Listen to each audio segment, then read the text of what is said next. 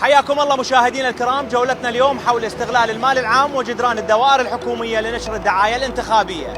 خليكم ويانا نسأل المواطنين ناخذ رأيهم في هذا الموضوع من منصة واحد عراق.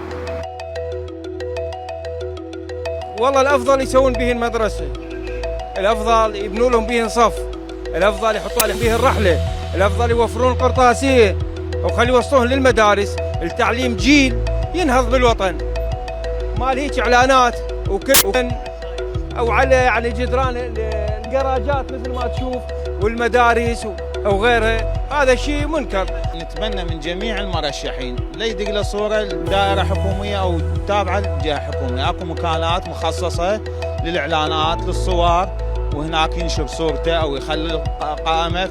هاي كل مكان حكومي غلط يدق قطعة عليها ما انتخابات. هسه عندنا هاي الجراج الواحد ما داق القطعة مال الانتخابات، غلط هذا.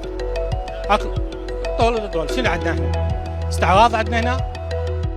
نعم مشاهدينا الكرام، مثل ما سمعتوا آراء المواطنين، بينهم الرافض وبينهم المقاطع وبينهم الغير راضي على إعلانات المرشحين على الدوائر الحكومية وجدران الدوائر الحكومية. كنت معكم أنا حسنين الرفيعي، واحد عراق، النجف الأشرف.